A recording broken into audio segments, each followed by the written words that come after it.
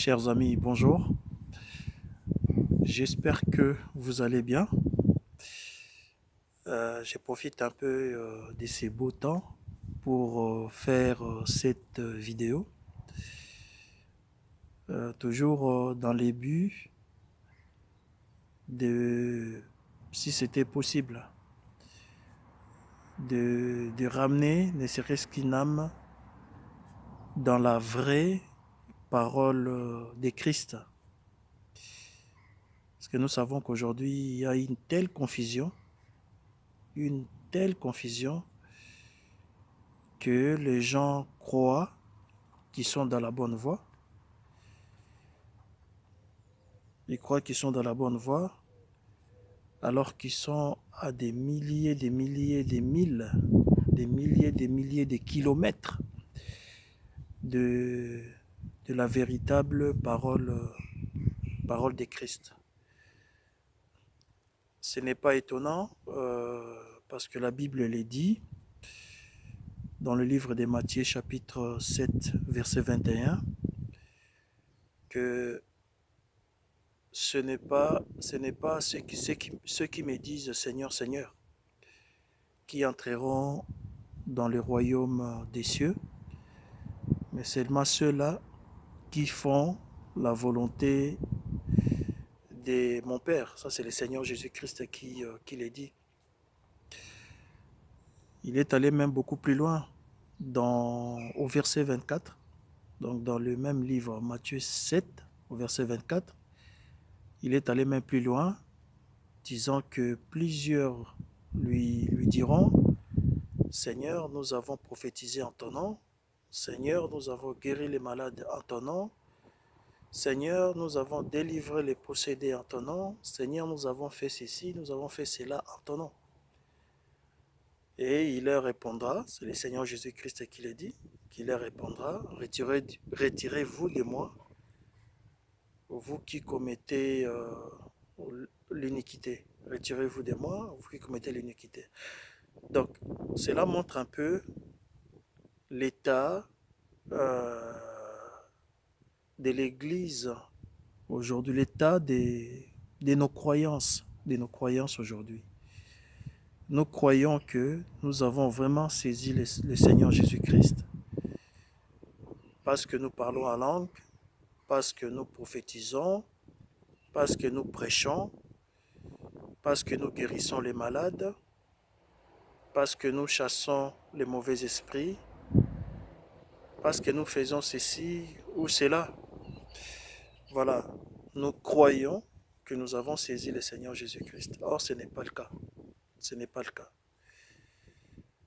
La Bible dit que les vrais adorateurs adorent le Père en esprit et en vérité.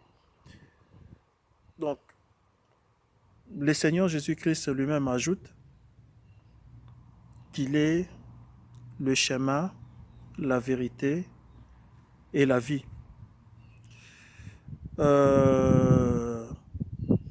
Pour être dans les vrais, il faut avoir la vérité. Je ne sais pas si c'est la tautologie, mais j'espère que vous me comprenez.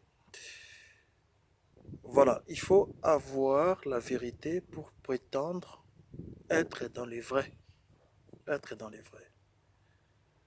Or, la vérité n'est rien d'autre que les Saintes Écritures, c'est-à-dire ce qui se trouve dans la Bible.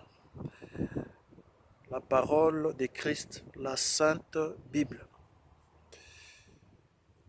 Je vais dire, un jour, il y a eu l'eunuque éthiopien, donc c'est une histoire que nous connaissons tous. L'eunuque éthiopien, il lisait la Bible. Il lisait la Bible comme tout le monde aujourd'hui, hein, comme nous lisons la Bible aujourd'hui. Mais il a fallu qu'il y ait quelqu'un, voilà, mandaté par Dieu, voilà, pour pouvoir lui interpréter, voilà, les Écritures, lui interpréter ce qu'il lisait. C'est ainsi que le Seigneur avait suscité le diacre Philippe. Le diacre Philippe, rempli de l'Esprit, voilà, s'est avancé auprès de cet eunuque, lui demanda si il comprenait ce qu'il disait. Mais l'eunuque éthiopien ne comprenait pas. Il a dit au diacre Philippe, est-ce que le verset que je suis en train de lire, c'était le livre d'Ésaïe 53, je crois, à moins que je me trompe. Il a dit à Philippe, est-ce que dans ces versets, on parle de qui exactement? On parle de qui? On parle de la personne qui a écrit parle de lui-même, ou les prophètes Ésaïe parle de lui-même, ou bien il parle de quelqu'un d'autre? Et Philippe a commencé à lui parler de notre Seigneur Jésus-Christ, c'est-à-dire lui prêcher l'évangile, voilà, de notre Seigneur Jésus-Christ. Donc par là, je vais dire, on peut avoir la Bible, on peut lire la Bible noir sur blanc, mais si le Saint-Esprit n'intervient pas, s'il n'y a pas euh, un interprète, on se retrouvera totalement dans la confusion. L'Église aujourd'hui, a ignoré carrément son interprète. Parce que l'interprète de la parole, c'est seulement le prophète, au fait. C'est seulement le prophète. C'est le Saint-Esprit qui interprète la parole au moyen de son prophète. Quand je parle au moyen, quand je dis c'est le Saint-Esprit qui interprète la parole au moyen des prophètes, je ne remets pas en cause l'Éphésiens 4. C'est dans l'Éphésiens 4 que la Bible nous dit, étant monté au ciel, il a fait des dons aux hommes. Donc il a donné les uns comme pasteurs, comme évangélistes, comme apôtres, comme docteurs et comme prophètes. Mais quand je dis que l'interprète, celui qui est censé interpréter la parole, interpréter la Bible, c'est un prophète, je ne parle pas de ces 5 ministères-là. Parce qu'il y a un prophète qui est un ministère des prophètes qui est tout simplement un don que Dieu a fait aux hommes, parce que la Bible le précise bien, il a fait des dons aux hommes. Voilà. Comme un don que Dieu a fait aux hommes, mais il y a aussi un prophète qui est l'interprète, qui est vraiment l'interprète de la parole de Dieu. Voilà, c'est lui par qui Dieu révèle sa parole pour une période bien précise de l'Église. Je ne sais pas si je me fais bien comprendre. Je vais dire, les pasteurs peuvent avoir une inspiration, peuvent être inspirés par le Saint-Esprit et apporter une révélation quelconque. L'apôtre peut avoir une inspiration, le docteur peut avoir une inspiration, l'évangéliste peut avoir une inspiration, et les prophètes, qui est un don que Dieu a fait aux hommes, donc les prophètes qui fait partie de ces 5 ministères, peut aussi avoir une inspiration. Voilà. Alors, définir ce qu'est un pasteur, ce qu'est un prophète, ce qu'est un évangéliste, non, je ne suis pas en train de parler de ça. Mais celui que je vais sortir, mettre au-dessus de ces 5 ministères, c'est un prophète vraiment qui est l'interprète de Dieu pour une période de l'Église. Pour une période de l'Église. C'est-à-dire, je donne un exemple, pour une période par exemple de 600, de l'an 600 après Jésus-Christ jusqu'à l'an 1300, 1300 toujours après Jésus-Christ, donc de l'an 1600 jusqu'à l'an 1300. C'est un exemple que je suis en train de donner. Dieu peut susciter un homme, un prophète, à qui il va donner sa parole pour cette période-là. Pour cette période-là. Le message de cet homme-là sera l'absolu. Donc, l'absolu, je peux dire, c'est le point de référence final. Donc, il y aura forcément, durant cet âge-là, durant cette période-là, il y aura des pasteurs, il y aura des évangélistes, il y aura des docteurs, il y aura des prophètes, donc les prophètes, les petits prophètes, juste pour faire la différence en fait. Voilà, les prophètes de l'Éphésiens 4, voilà, il y en aura durant cette période-là. Mais les points de référence finale, c'est-à-dire l'absolu, le message auquel l'Éphésiens 4 doit se référer. Par là, je ne vais pas dire que les pasteurs, les évangélistes, les docteurs, les prophètes de l'Éphésiens 4, voilà, l'apôtre, ils vont forcément prêcher, c'est que ces prophètes majeurs dont le message est la référence finale. Je ne vais pas dire que ces hommes-là, les ministères de l'Éphésiens 4, va obligatoirement prêcher son message. Non, je ne dis pas ça. Mais ce que je vais dire, c'est que leur message, voilà, ne doit pas aller à l'encontre ou bien à l'opposition ou se mettre en porte-à-faux par rapport à la référence finale, au message qui est une référence, qui est la référence finale, même pas une, mais qui est la référence finale. Voilà. Et c'est comme ça. C'est comme ça que on a besoin de cet interprète-là, cet interprète dont le message est la référence finale. La référence finale. Dont le message est l'absolu. Donc, un message qui est la vérité venue directement du Seigneur Jésus-Christ, qui est le Seigneur Jésus-Christ même transmis par la bouche d'un homme. Donc, c'est cet interprète-là dont je parle. Donc, c'est cet interprète-là qui est le prophète dont je parle. C'est-à-dire, il y a le 5 et il y en a un.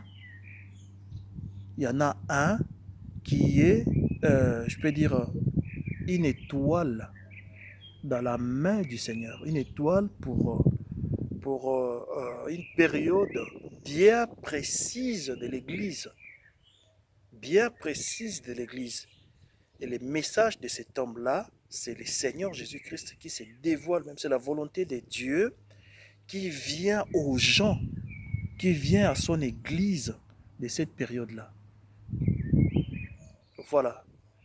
Les pasteurs auront des inspirations, les docteurs auront des inspirations, les apôtres auront des inspirations, les prophètes du 5 ministère de l'Éphésiens 4 aura aussi son inspiration.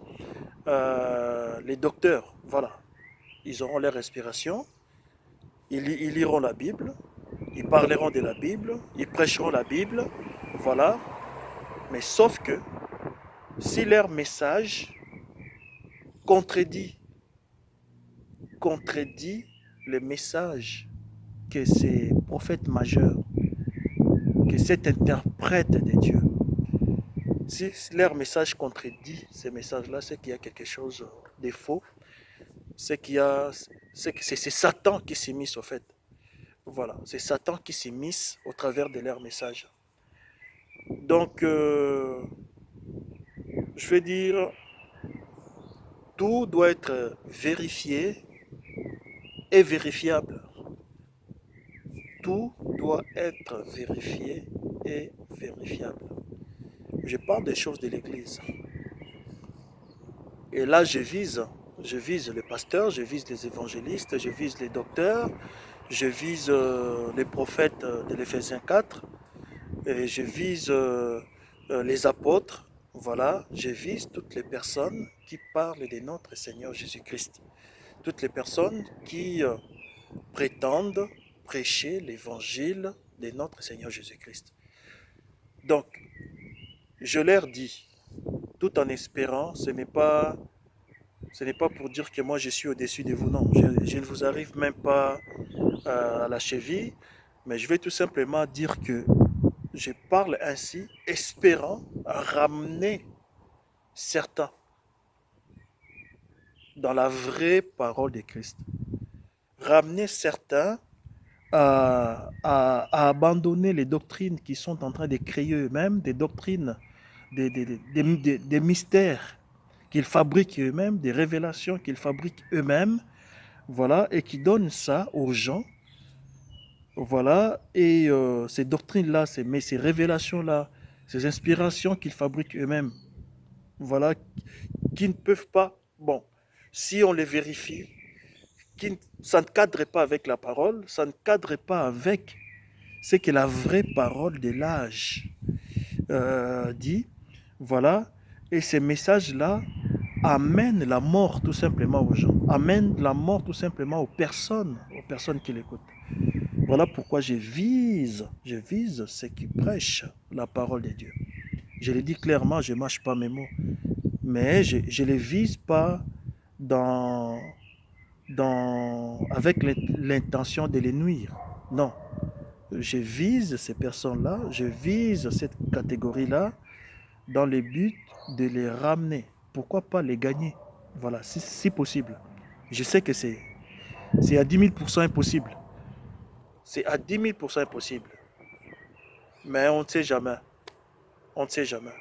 Donc peut-être parmi ces prédicateurs-là, peut-être il y en a un qui, qui fait partie des élus du Seigneur, qui comprendrait que soit je dois prêcher le message de mon âge, soit je dois vérifier les choses que je dis pour voir si ça correspond à ce que le message de mon âge dit. Donc voilà, il y a un prophète majeur, il y a un interprète pour une période bien précise de l'Église. Il y a un interprète. Et cet interprète-là, c'est un prophète à la tranche d'Élie, un prophète comme Élie, un prophète comme Moïse, un grand prophète, vais-je dire. Un grand prophète. Voilà. Un grand prophète. C'est lui à qui le Seigneur donne le message pour sa génération. Voilà. C'est un prophète à la tranche de Noé. Voilà, il y en a beaucoup. Il y en a beaucoup dans la Bible. Donc il y avait des grands prophètes et il y avait des petits prophètes aussi, à titre de comparaison en fait. Donc, le Seigneur Jésus-Christ, lui, il vient à nous, il ne vient pas à nous n'importe comment, il vient à nous, parce que le Seigneur Jésus-Christ c'est la parole. Au commencement était la parole était avec Dieu et la parole était Dieu. Donc la parole vient en nous, pas n'importe comment, mais il vient à son Église au travers d'un interprète. Je ne vais pas utiliser des termes très compliqués parce qu'il y en a beaucoup qui ne comprendront pas. Voilà, au travers d'un interprète. Et dans sa main, dans sa main, il a 7 7 interprètes. La Bible parle en termes des étoiles. Il a 7 étoiles dans sa main. Dans sa main, il a 7 étoiles. 7 étoiles. Donc, une étoile pour chaque période de l'Église.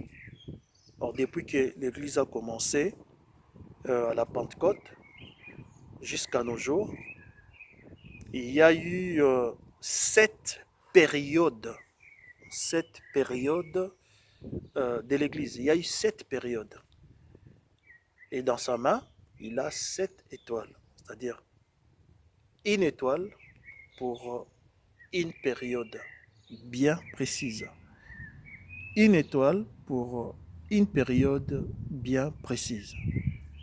Alors, ce ne sont pas des choses que j'invente ou qui sortent de moi comme ça, mais ce sont des choses qui se trouvent dans la Bible. C'est la parole de Dieu qui les dit. C'est dans les livres d'Apocalypse, chapitre 1, chapitre 2, chapitre 3. Vous, forcément, avec les confinements, peut-être vous aurez le temps de les lire. Voilà, il a cette étoile et il vient à son église, c'est-à-dire la vérité, le Seigneur Jésus-Christ qui est la vérité, vient à l'église au travers de ces 7 étoiles. De ces 7 étoiles. Alors les 7 étoiles-là n'exercent pas leur ministère au même moment, non. Non. C'est la raison pour laquelle on doit reconnaître les messages de notre temps. C'est hyper important. C'est hyper important de reconnaître les messages de ton temps. La Bible dit à chaque jour suffit sa peine. La Bible dit Dieu a créé le monde pendant 7 jours. Pendant 7 jours. Voilà. Il n'a pas tout créé en un seul jour, non. Donc, chaque jour, la parole sortait de l'éternité. Dieu sortait de l'éternité. Le Seigneur Jésus-Christ sortait de l'éternité pour amener à l'existence sa pensée, pour matérialiser sa pensée. Il est sorti de l'éternité et il a dit que la lumière soit, et la lumière fut. C'était les premiers jours. Il est sorti de l'éternité, il a dit que les secs paraissent, qu'il y ait des forêts, qu'il y ait ceci. Voilà, c'était le deuxième jour. Il est sorti de l'éternité. Je l'ai dit en vrac, mais nous connaissons bien l'histoire. C'est dans le livre de Genèse. Donc, il a créé le monde et à chaque jour, lui qui est la parole, il sortait de l'éternité pour entrer dans les temps, afin de matérialiser sa pensée. Parce que tout ce que nous voyions dans le monde, c'était dans sa pensée. C'était dans sa pensée. La parole de Dieu ne peut provenir que du surnaturel, ne peut provenir que de l'éternité. Ne peut provenir que de l'éternité. La parole de Dieu, ça ne se fabrique pas comme ça. Que d'un seul coup on imagine, non. Ça sort de l'éternité. Le Seigneur Jésus-Christ sort de l'éternité, il entre dans les temps et il matérialise sa pensée. Il rend concret sa pensée. C'est la raison pour laquelle chaque fois que nous prions, chaque fois que nous lui demandons quelque chose, nous devons être patients. Nous devons être patients.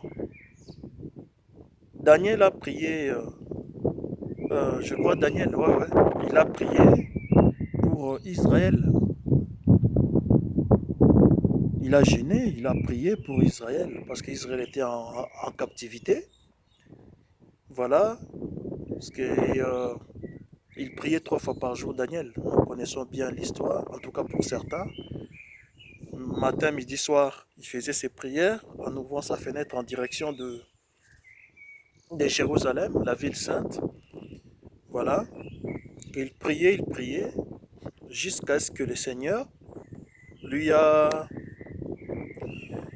lui est apparu, lui a parlé, lui a dit, depuis les premiers jours que tu avais commencé, que tu as eu à cœur de prier. Parce que avant même qu'on prie, avant même qu'on se mette à genoux, avant même qu'on se réunisse, qu'on prie, il sait déjà ce dont nous avons besoin. Il sait déjà la chose que nous voulons lui demander. Oh, alléluia, c'est la raison pour laquelle il est Dieu. Il connaît la fin dès le commencement. Avant même que je pense à quelque chose, lui, il sait déjà de quoi je vais penser. De quoi je vais penser. La chose à laquelle je vais penser dans 3 jours, dans 4 jours, dans 5 jours, il le sait. Il le sait. Ce que je ferai dans 1 mois, ce que je ferai dans 10 ans, il le sait. Il me connaît avant même que je sois tissé dans le ventre de ma mère. Avant même que je vienne au monde. Avant même qu'on parle, qu'on dise que un enfant serait né, on l'appellerait Stéphane. Il me connaissait déjà.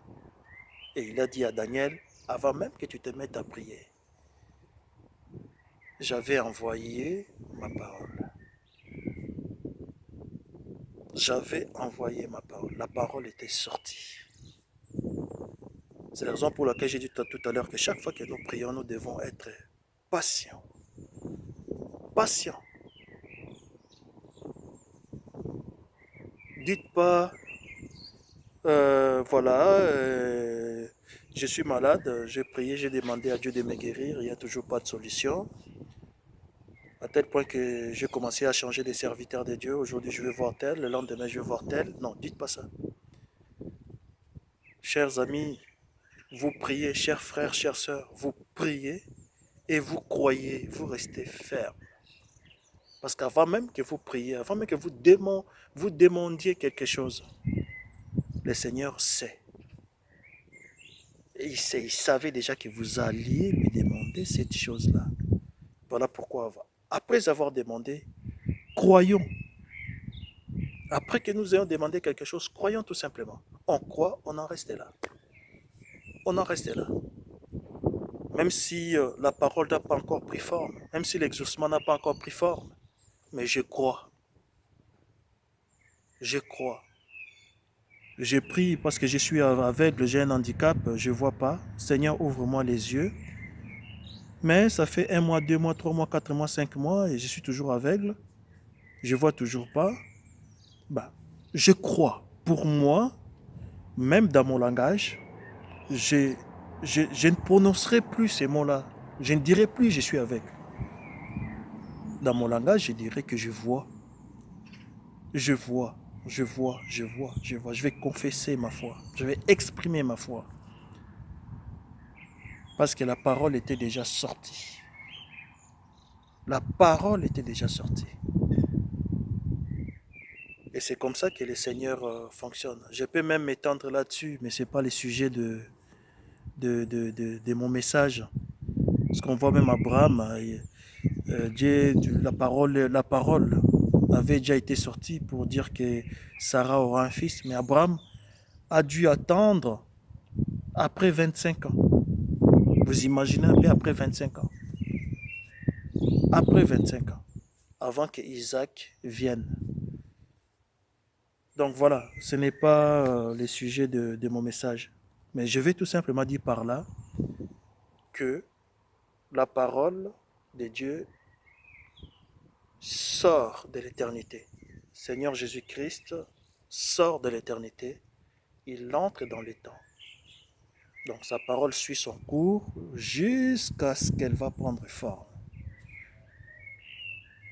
Qu'il y ait des animaux et tout ça, la parole sort de l'éternité, ça suit son cours jusqu'au moment où apparaît effectivement les animaux. Apparaît effectivement des lions, des crocodiles et ainsi de suite. Voilà. Et cette parole-là, voilà, on voit qu'il a fallu 7 jours.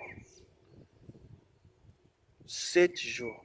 Le premier jour, Dieu, la parole est sortie de l'éternité. Le deuxième jour, la parole est sortie de l'éternité et ça suit son cours. Après, ça a pris forme. Le troisième jour, la parole est sortie de l'éternité, ça suit son cours. Et après, ça a pris la forme. Voilà. Même le Seigneur Jésus-Christ lui-même, il dit, voilà, je viens du Père, je suis venu du Père pour ce monde, et maintenant je quitte ce monde pour retourner au Père. Donc, il est venu de l'éternité. Il a suivi son cours jusqu'à venir, jusqu'à accomplir l'œuvre de la croix, nous racheter, verser son sang pour nous, et après, il va retourner en éternité. Donc voilà, 7 jours, la parole est sortie pendant 7 jours. Et cette période de l'Église, c'est-à-dire à chaque période, il y a une étoile. D'autant qu'il y a cette étoile dans sa main. Pour chaque période de l'Église, il y a une étoile, voilà, qui apporte la référence finale, c'est-à-dire la parole de Dieu pour cette période-là. Voilà, pour cette période-là. La référence finale, c'est-à-dire si je suis prophète de l'Éphésiens 4, c'est-à-dire prophète faisant partie aux dons que Dieu a fait aux hommes, comme les stipule le livre d'Éphésiens chapitre 4, voilà, et je peux avoir une inspiration, je peux avoir une révélation, mais je dois surveiller, je dois vérifier, voilà, vérifier, corroborer cette révélation-là, cette inspiration-là par rapport avec, la référence finale. Si ça ne concorde pas, c'est qu'il y a quelque chose qui ne va pas. Il y a quelque chose qui ne va pas. C'est que je ne me tiens pas dans la vérité. Dans la vérité. Je ne me tiens pas dans la vérité. Parce qu'au fond, ce n'est pas cette étoile, bien cet interprète qui apporte la parole de Dieu pour une période donnée. Voilà, ce n'est pas cet instrument-là, mais c'est le Seigneur Jésus-Christ lui-même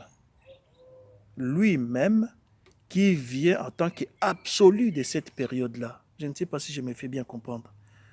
Alors, si moi, en tant que pasteur, je crée mon inspiration, j'ai mis mes références côte à côte, j'ai créé ma révélation, j'ai créé mes mystères à moi, et que ces mystères-là ne correspondent pas à ce que la référence finale dit, je ne peux qu'à donner la mort de la mort spirituelle.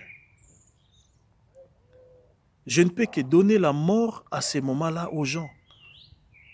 Les gens vont penser que, voilà, ils ont le Saint-Esprit, ils vont penser qu'ils sont dans la vérité, ils vont penser qu'ils sont quelque chose. Or, ils sont dans le faux, ils sont dans l'erreur, au fait. Ils sont dans l'erreur parce que le message, l'inspiration que j'apporte, j'ai dit tout à l'heure que tout doit être vérifié et vérifiable. Vérifié et vérifiable. C'est-à-dire, moi, le pasteur, moi, l'apôtre, moi, le prophète de l'Éphésiens 4, moi, l'évangéliste ou le docteur, j'ai dit une chose.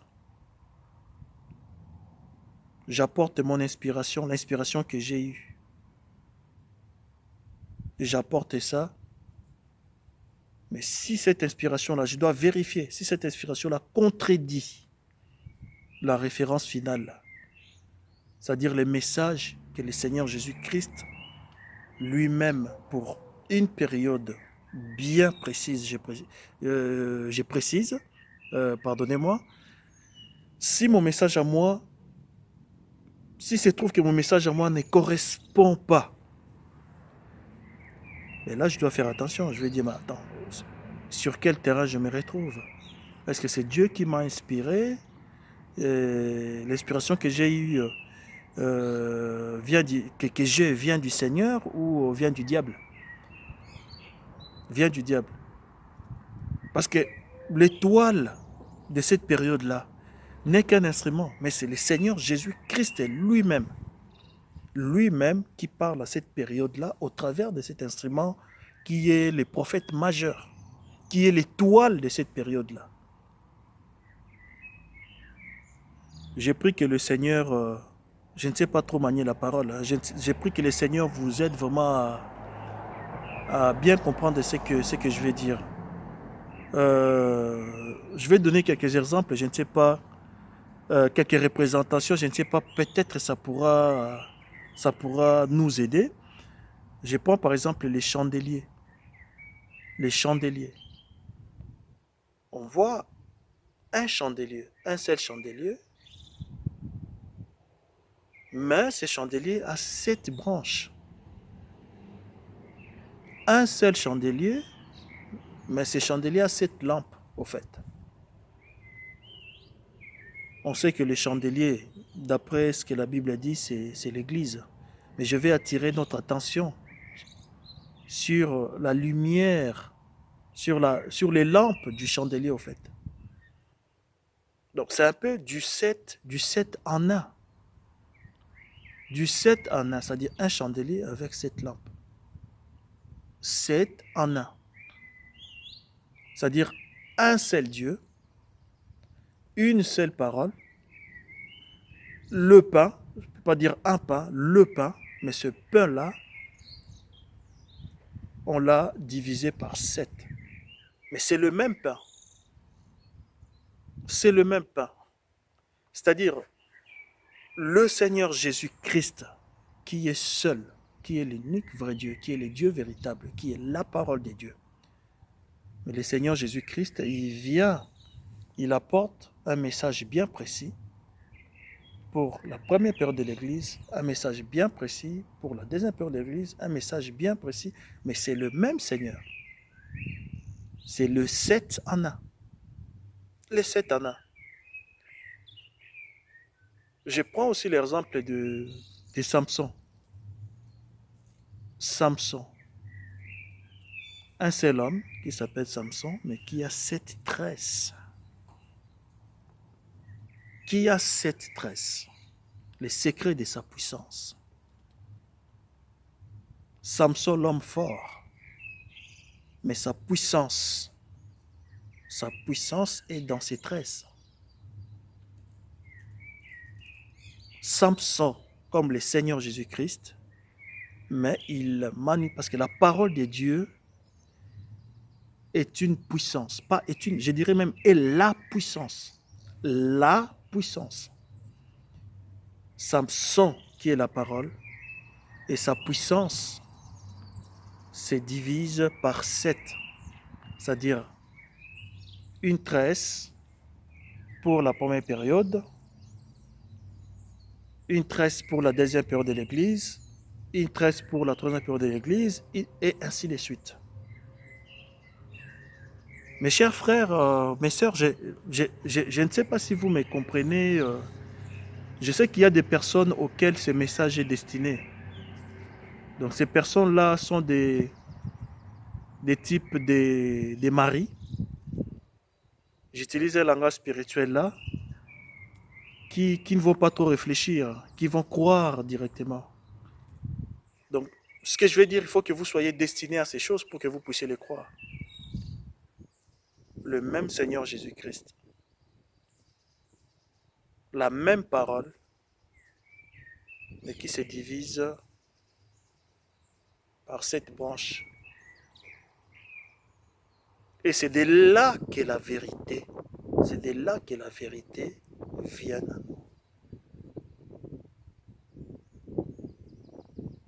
D'où, je veux dire, du moment que il y a le même Seigneur Jésus-Christ, qui est la parole de Dieu, le même Seigneur Jésus-Christ, qui a les 7 étoiles dans sa main, le même Seigneur Jésus-Christ qui parle à l'âge d'Éphèse, qui parle à l'âge de Smyrne, qui parle à l'âge de Pergame, et ainsi de suite. Voilà. Et à partir de là, on voit que pour être dans la vérité, ce n'est pas tout ce que nous fabriquons à gauche à droite. Ce n'est pas tout ce que nous fabriquons, tout ce que nous créons nous-mêmes. Ce n'est pas parce qu'on a des beaux bâtiments dans nos églises, c'est beau. Ce n'est pas parce qu'on draine des milliers de gens. Voilà, c'est pas parce qu'on fait des campagnes d'évangélisation qui drainent des milliers, 70 000 personnes, 90 000 personnes, il n'y a plus de place, les gens sont dans la rue, que forcément nous sommes dans la vérité. Non, non. Ce n'est pas parce que je prends ma Bible chaque dimanche, je vais à l'église et que je me retrouve forcément dans la vérité. Non, non, non, non. Ce n'est pas parce que je prie beaucoup, je peux prier toute la nuit, je peux crier, je peux sauter. Non, ce n'est pas parce que je parle la langue, ce n'est pas parce que je prophétise, ce n'est pas parce que je guéris les malades, ce n'est pas parce que je chasse les mauvais esprits que je suis dans la vérité. Non, le diable aussi croit et il tremble. Judas Iscariote, c'est lui qui a vendu Jésus-Christ, le Fils de Dieu, a prêché aussi l'évangile. A prêché aussi. Satan a prêché l'évangile par Jésus aussi, pas par Judas. Alors toutes ces choses-là a du sens quand vous êtes dans la parole, quand vous reconnaissez les messages de votre temps. Mais du moment que vous ne reconnaissez pas les messages de votre temps, vous ne reconnaissez pas celui que le Seigneur vous a envoyé. La Bible même dit, la volonté du Seigneur, c'est de croire à celui qui l'a envoyé. Du moment que vous ne reconnaissez pas l'homme que le Seigneur vous, les prophètes que le Seigneur vous a envoyés pour votre âge à vous, vous êtes loin de la vérité. Peu importe votre ancienneté dans les choses de Dieu, votre ancienneté dans votre église, vous soyez évangéliste, pasteur, apôtre, vous avez fait ceci, vous avez fait ceci. Ça ne veut rien dire à ce moment-là. Ça ne veut rien dire. Ça ne veut rien dire, rien dire, rien dire, rien dire. J'ai béni le Seigneur parce que l'apôtre Paul dit, il y en a qui parlent qui prêchent l'évangile pour de tels motifs. Il y en a qui prêchent pour de tels autres motifs. Il y en a qui parlent pour... Voilà. Il dit, il se glorifie, il est dans la joie tout de même, parce que c'est le nom du Seigneur Jésus-Christ qui est glorifié. Moi aussi, j'ai dit la même chose, que je suis dans la joie de toute façon. Je suis dans la joie de toute façon. Mais la question est-ce que je me tiens dans la vérité? Je prononce le nom de Jésus, j'attends parler le nom de Jésus, je chante Jésus, je prie Jésus, je prêche Jésus. Est-ce que je me tiens moi-même dans la vérité? Est-ce qu'en parlant de Jésus, en prêchant Jésus, en priant Jésus, est-ce que je suis vraiment dans la vérité? C'est la question qu'on doit se poser. Parce que si je ne suis pas dans la vérité, si je ne suis pas dans la vérité, c'est-à-dire la parole que Dieu a envoyée, l'absolu, la référence finale pour mon temps, si je ne suis pas dans la vérité, ben ces jours-là, le Seigneur va me dire que retire-toi de moi, je ne te connais pas. Je ne t'ai jamais connu.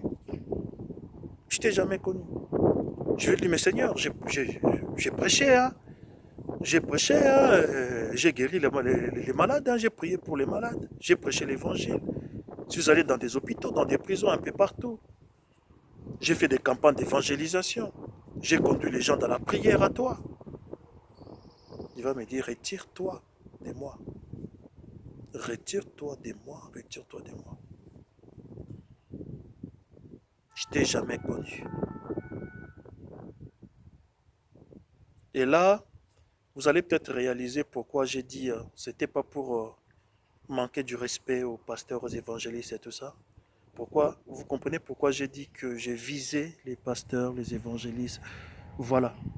Parce que ce sont eux qui conduisent les gens. Alors, s'ils ne se tiennent pas eux-mêmes dans la vérité, ben, c'est un peu comme quand un aveugle conduit des aveugles, quoi.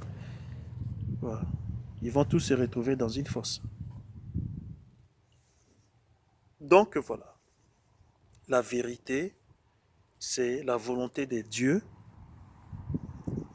pour un âge bien précis, une période bien précise de l'Église. Pardon, bien précise de l'Église. Or, il y a eu 7 périodes de l'Église. 7 périodes de l'Église. Et Dieu avait choisi ses serviteurs. Il y avait l'apôtre Paul, que vous soyez d'accord ou pas, que vous apportez votre interprétation, votre point de vue, votre opinion par rapport à ça. Ça ne me dérange pas, vous êtes libre. Mais dites que c'est le Saint-Esprit qui l'a révélé à son prophète, celui qui est même l'étoile, donc c'est-à-dire l'interprète des dieux, l'interprète de la Bible, l'interprète de la parole des dieux, voilà pour notre période à nous, voilà, voilà. Donc il y a eu Paul, il y a eu Saint Irénée, il y a eu Saint Martin des Tours, voilà le français, il y a eu Saint Colomban, il y a eu Martin Luther. Je ne sais pas si j'ai. Ouais, ouais, voilà. Il y a eu Martin Luther et il y a eu John Wesley. Et pour notre âge, donc il y a eu le prophète William Marion Branham. Il y en a qui disent, mais il est mort. Non, le plus important, c'est les messages, au fait. Les messages, je l'ai dit tout à l'heure, si on prend la chose comme ceci, c'est-à-dire le Seigneur Jésus-Christ, qui est la parole, se divise par 7, c'est-à-dire il vient par Paul, il vient par Irénée, il vient par Martin, il vient par Colomban. Si on prend les choses sous cet angle-là, nous comprendrions que les corps, ça ne sert à rien. Le plus important, c'est le message. Le message. Voilà pourquoi Frère Branham n'est plus là physiquement, mais le Seigneur Jésus est là. Le message est là. Je ne sais pas si je me fais comprendre. Le message est là. Et le message pour cet âge-ci, ça a été mis sous forme des brochures, de, des bandes, cassettes, voilà, des bandes. Donc, vous pouvez même les télécharger sur branham.org. Vous y allez là-bas, il y a à peu près 200 et quelques messages que vous pouvez télécharger. Vous pouvez télécharger. Moi, si j'essaye de prêcher ça, peut-être je vais essayer de tordre un peu l'essence. Bien, je vais peut-être dire autre chose. Mais là-bas, vous téléchargez vous-même. Vous écoutez ces messages vous-même. En direct. En direct. Vous écoutez vous-même. Vous téléchargez la voix du prophète. Vous téléchargez la parole de Dieu directement sur www. Non, c'est branham.org. Tout simplement. Ou vous tapez www.voiceofgodrecording.com. Vous aurez ces messages directement. Et c'est ça les messages de votre temps. C'est ça les messages de votre temps. Si vous vous retrouvez dans ce message-là, c'est à ce moment-là que vous vous retrouvez dans la vérité, que vous adorez Dieu en esprit et en vérité. En esprit et en vérité. Si vous vous retrouvez dans ces messages-là. Donc pour conclure, je vais dire que la Bible, celui qui peut nous interpréter la Bible, c'est les prophètes de notre âge. C'est le messager de notre âge. C'est l'interprète de notre âge. C'est-à-dire la septième étoile, cet homme-là que Dieu a choisi au travers de sa souveraineté. De sa souveraineté. Parce que nous ne pouvons pas dicter à Dieu ses choix. Nous ne pouvons pas dicter à Dieu ses choix. Quand le Seigneur choisit, c'est dans sa souveraineté. Dans sa souveraineté. Quand il avait choisi l'apôtre Paul, qu'est-ce qu'il pouvait imaginer que Dieu choisisse quelqu'un qui tuait les frères, qui tuait les sœurs, qui persécutait l'Église? Qui pouvait imaginer la chose, cette chose-là, cette réalité-là, que Dieu aille choisir un persécuteur de l'Église? Or, c'était sa souveraineté. Il choisit dans sa souveraineté. Nous ne pouvons pas dicter à Dieu ses choix. Quand il avait choisi Marie pour être la mère de Jésus, le Fils de Dieu, la Vierge sera enceinte et aura un fils, on l'appellera Emmanuel. En disant ça, je ne vais pas mettre Marie comme font l'Église catholique, on doit adresser des prières à Marie. Non, Marie c'est notre sœur en Christ. Mais Dieu avait porté son choix sur elle. Tout comme je peux dire aussi, quand il avait choisi Élisabeth, la mère de Jean-Baptiste, qui lui avait dicté son choix. Donc Dieu choisit dans sa souveraineté. Dans sa souveraineté. Les hommes dont je viens citer les noms, que ce soit Paul, que ce soit Irénée, que ce soit Martin, que ce soit Colomban, que ce soit Luther, que ce soit Wesley, que ce soit Branham, Dieu les a choisis dans sa souveraineté. Il est souverain. Il est souverain. Nous l'appelons Adonai, Adonai, Adonai, Adonai. Mais quand il fait ses choix, nous sommes les premiers à contester ses choix. Il les a choisis. Et quand Dieu choisit, il confirme les ministères. Il confirme ses hommes. Il confirme ses hommes. Attention, là-dessus, c'est entre parenthèses. J'ouvre une parenthèse là. Je suis en train de conclure.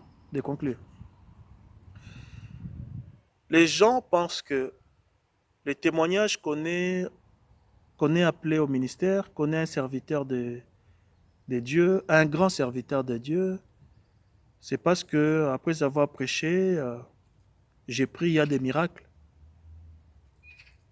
Il y a des miracles, il y a des gens qui sont guéris, il y a des gens... non. Les gens pensent que parce qu'il a prié, non. Marc 16, la Bible nous dit à celui qui croit. Ceux qui croiront imposeront les mains aux malades et les malades seront guéris. Seront guéris. Si on réfléchit, si on dit que pour la preuve qu'on a un ministère, c'est parce qu'on guérit les malades. Alors, disons que tous les chrétiens sont des ministres. Disons aussi que tous les chrétiens sont des ministres.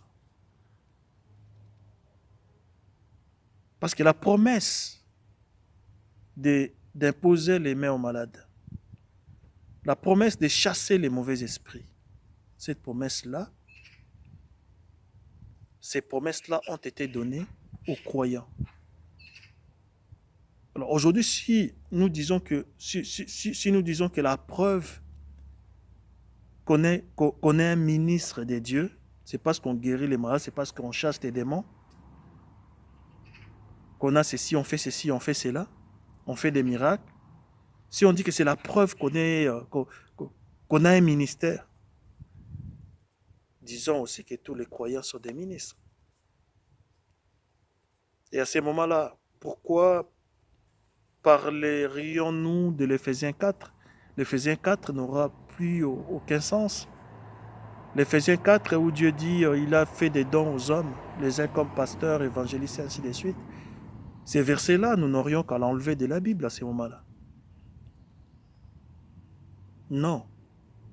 Dieu confirme ses envoyés, il confirme ses ministres par sa parole, par son témoignage à lui-même. Son témoignage. Aujourd'hui, j'envoie mon fils. J'ai dit, allez, va là-bas chez l'épicier, va m'acheter tel. S'il y a un souci, c'est pas par des miracles que je vais confirmer mon fils. Je vais dire à l'épicier, c'est moi. C'est moi qui l'ai envoyé. C'est un exemple que je donne. C'est moi qui l'ai envoyé. Dieu apporte un témoignage pour ses serviteurs. Pas un témoignage de la bouche de quelqu'un. Non. Un témoignage de sa propre bouche. Celui-ci est mon fils en qui j'ai mis toute mon affection. Écoutez-les. Écoutez-les. Dieu témoigne. Témoigne lui-même de sa propre bouche pour ses serviteurs. Pour ses serviteurs. Pour ses serviteurs. Il témoigne lui-même.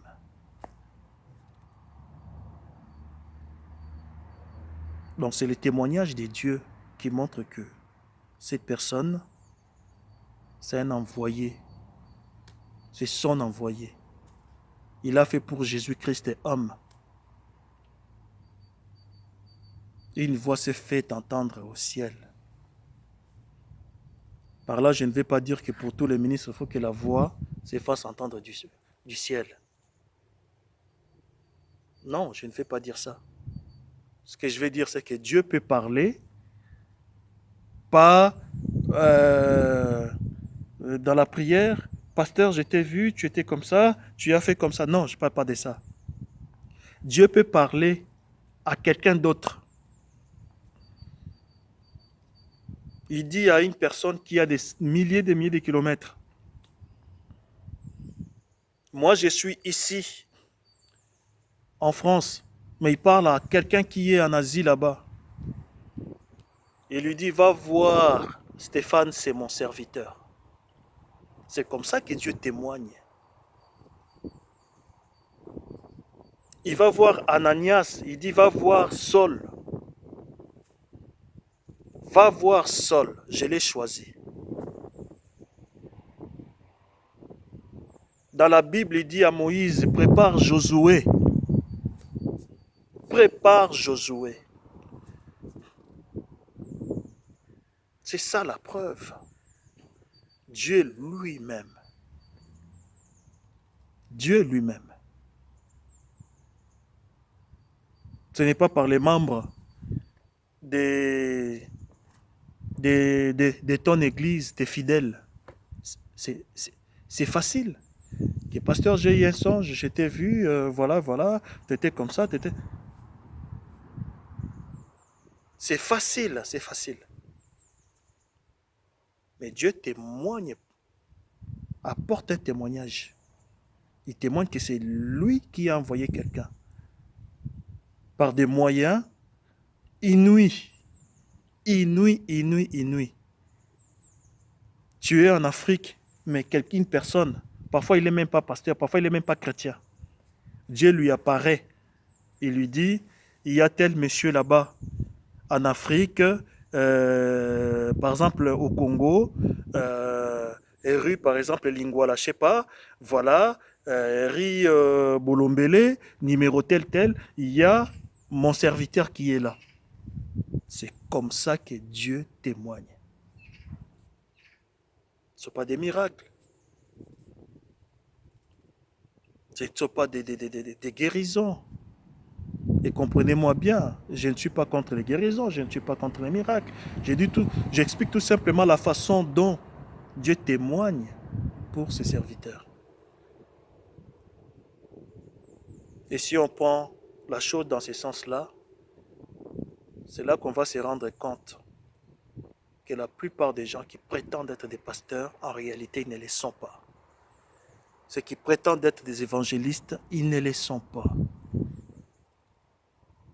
Des serviteurs comme ça, pour lesquels Dieu a porté son témoignage. C'est même difficile de les compter du bout des doigts. C'est difficile. Et pourtant, il y en a qui ont fait 30 ans dans les ministères, 40 ans dans les ministères, mais aucun témoignage divin. Aucun témoignage. Et je ne sors pas de la Bible. Je ne sors pas de la Bible. Dieu dit à Moïse, prépare Josué. Le Seigneur Jésus-Christ, celui-ci, c'est mon fils en qui j'ai mis toute mon affection. Écoutez-le. Je sais qu'il y a des témoignages comme ça. Il y a des vrais serviteurs de Christ, des vrais envoyés de Christ, des vrais pasteurs, des vrais prophètes, des vrais docteurs, des vrais apôtres. Je sais qu'ils existent. Non, non, non, non, non, non. Nous ne sommes pas des enfants. Que tu dors, tu te réveilles comme ça, j'ai un ministère. Que le Seigneur m'a envoyé. Non, non, non, non, non, non. Va mentir aux enfants, va raconter tes bobards aux enfants. Va dire de telles choses aux enfants. Que j'ai dormi, j'ai eu un songe comme ça. Non. Ce qui est important pour nous, c'est le témoignage de Dieu. Que Dieu témoigne pour toi. Que Dieu témoigne pour toi. Par des moyens inouïs, par des moyens surnaturels. Pas des miracles, pas des guérisons. Parce que si on parle des miracles et des guérisons, je l'ai dit tout à l'heure, c'est que tous les croyants sont des ministres.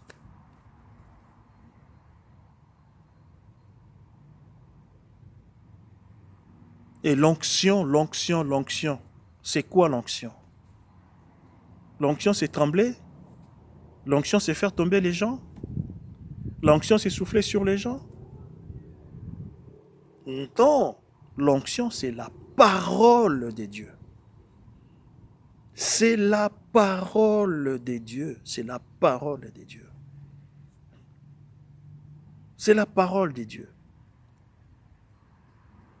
L'huile et la parole unie. Le Saint-Esprit et la parole. Or, on sait que le Saint-Esprit et la parole, c'est une et même personne. C'est la même personne. C'est la même personne. Tu trembles, tu trembles, tu trembles, tu trembles, tu trembles, tu trembles, tu fais tomber les gens, mais tu contredis la parole, tu ne crois pas à la parole. C'est quel esprit? C'est quelle onction? Tu enlèves ta veste et tu jettes sur les gens. Tu touches les gens tombent, tu fais comme ça, les gens tombent. Mais quelque part, tu ne crois pas à ton message, tu ne crois pas à la parole de Dieu. Quand on te dit Dieu a dit ça, tu ne crois pas. Alors c'est quelle onction? Moi je ne dirais même pas quelle onction, c'est quel esprit?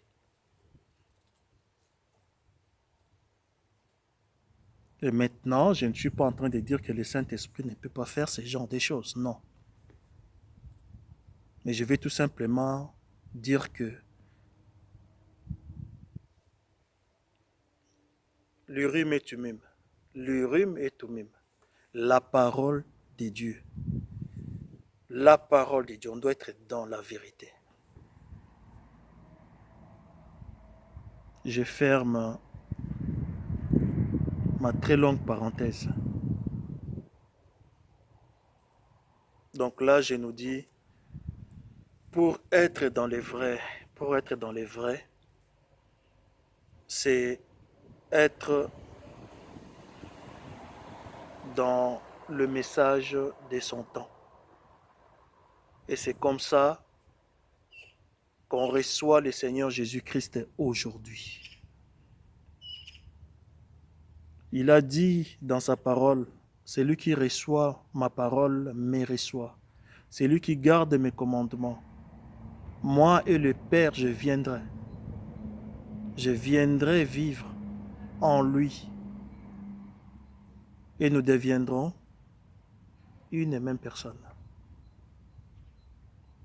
C'est comme ça qu'on reçoit le Seigneur Jésus-Christ, c'est-à-dire recevoir sa parole.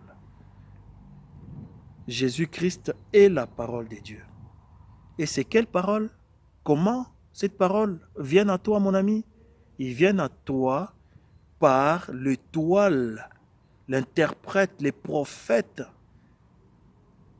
de ton âge, de la période de l'Église dans laquelle vous vous trouvez. Et si vous recevez cette parole-là, vous et le Seigneur Jésus-Christ, vous devenez un. Vous devenez un. Il n'y a pas d'autres alternatives. Non, il n'y en a pas. Il n'y a pas d'autres alternatives. Même Billy Graham, le grand évangéliste, il a parlé de ces choses. Il dit, je vais faire des campagnes, je draine des foules, mais 3 mois plus tard, quand je vais revenir, dans la même église, et ben voilà, il n'y a que 6 personnes. Plus rien. Parfois plus rien. Parfois il n'y a personne. Je viens, je fais une grande campagne d'évangélisation. 10 000, 20 000, 30 000, 50 000 personnes. Et les gens courent pour recevoir le Seigneur Jésus-Christ devant l'estrade. Mais 3 mois plus tard, je reviens. Ben, les 20 000 personnes qui ont couru pour recevoir Christ, on ne les trouve même plus. Il y en a peut-être 1 ou 2, c'est fini. C'est Billy Graham qui l'a dit. C'est Billy Graham. C'est pour vous dire que il n'y a pas d'autre alternative pour recevoir le Seigneur Jésus-Christ. La seule alternative, c'est recevoir la parole de ton temps. Et la parole de ton temps aujourd'hui se trouve dans branham.org. Tu tapes Branham, B-R-A-N-H-A-M.org,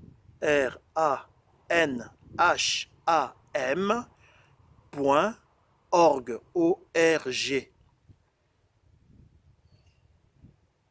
Ce lien-là va te diriger sur un site Voice of God Recording. Et à partir de là, tu cherches prédication téléchargeable. Et tu télécharges les prédications, tu télécharges la parole de ton temps. Et cette parole que tu vas télécharger, ce n'est pas seulement pour écouter, mais c'est pour prendre ces paroles-là, que cette parole-là devienne tienne.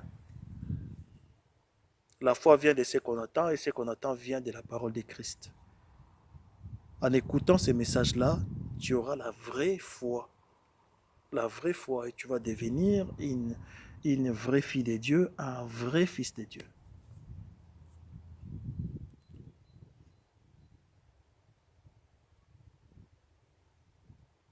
Voilà. Et ces messages-là fera que tu te retrouves dans ce qu'on appelle l'épouse de Jésus-Christ. L'épouse de Jésus-Christ. Voilà. Donc, comme je parle là, comme j'apporte ces messages-là, je ne m'attends pas à ce que vous me croyez, non. Je ne m'attends pas à ça. Mais je sais que ceux qui ont été appelés à ces choses, ceux que Dieu a choisis avant la fondation du monde pour faire partie de l'épouse de Jésus-Christ, eux ou elles, que ce soit des hommes ou des femmes, ceux-là croiront parce que dès le départ, ils ont été destinés à ça. Mais pour les autres, je suis tout simplement de témoigner. Je suis tout simplement un témoin pour que ces jours-là, vous ne disiez pas à Dieu, on n'avait pas entendu. Pour vous, je vous sers peut-être uniquement des témoins. Mais pour tous ceux qui ont été choisis dès avant la fondation du monde pour faire partie de l'épouse de Jésus-Christ, ceux-là croiront sans réfléchir. Sans réfléchir. Vous savez, depuis 2017, j'avais entrepris un travail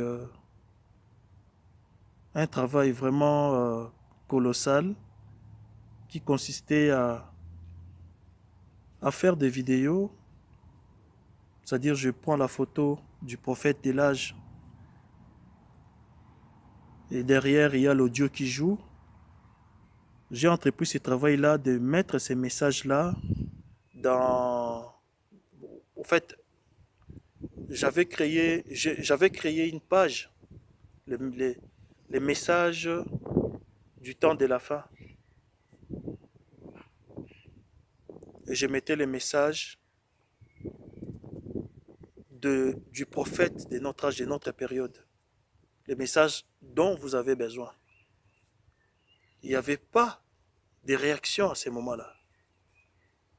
Mais j'ai constaté qu'à ces moments-ci, actuellement, il y a beaucoup de réactions. Beaucoup de réactions. Il y a les gens qui m'envoient des messages, il y a des gens qui m'encouragent, il y a beaucoup de réactions. C'est là que je me suis dit, il y a des gens qui sont destinés à ça. Donc si vous ne croyez pas, c'est que vous n'avez pas été destinés à ça. Mais ceux qui ont été destinés à croire ces messages, ils le croient sans aucun effort, sans poser des questions. Sans poser des questions. Ceux qui ont été destinés à croire ces messages, ils les croient. Mais si vous ne croyez pas, voilà. Donc du coup, je me sens libre par rapport à vous. Je me sens libre par rapport à vous.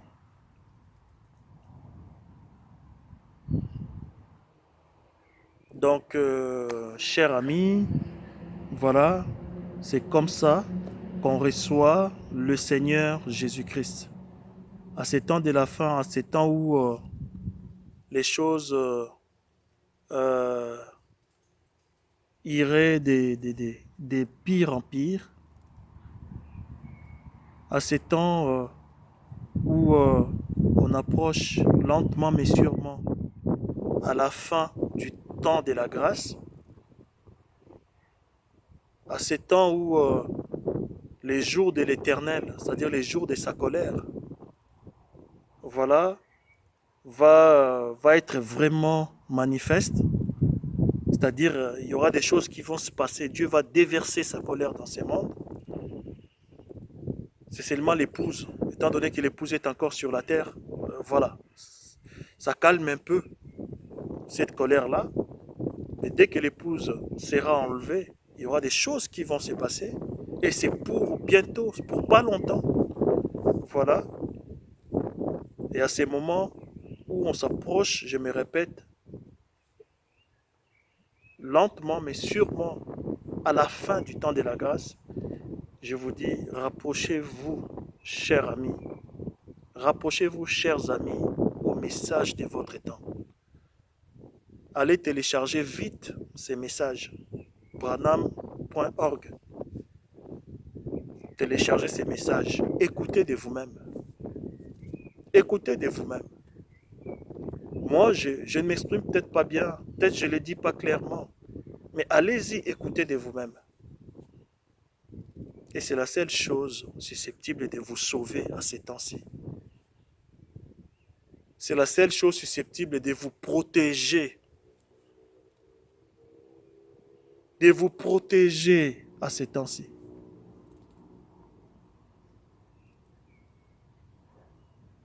Voilà. En tout cas, que le Seigneur vous bénisse richement. Si vous avez des questions à me poser, n'hésitez pas. Parce qu'il y en a qui le font. Donc, ma porte est ouverte. Donc, je ne suis pas fermé aux questions des gens. Donc, si vous avez des questions, soit sur Messenger, vous pouvez me les poser, soit vous m'écrivez sur stéphanenf72@yahoo.fr. Donc Stéphane, Stephane 1972, donc 1972, yahoo.fr.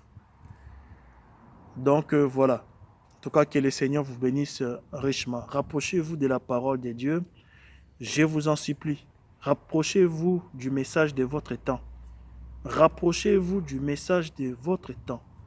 Qui que vous soyez, que vous ayez une église que vous dirigez, que vous ayez membre d'une église, voilà, vous tous qui prononcez le nom de Jésus, que vous soyez adventiste du 7e jour, ou catholique, ou mormon, ou toutes les organisations possibles, toutes les dénominations possibles, vous qui aimez le nom de Jésus, vous qui aimez le Seigneur Jésus-Christ, vous qui voulez du Seigneur Jésus-Christ, rapprochez-vous le plus rapidement possible au message, qu'a apporté le prophète William Marion Branham, car c'est le message de votre temps. Que le Seigneur vous bénisse. Shalom. À bientôt. Au revoir.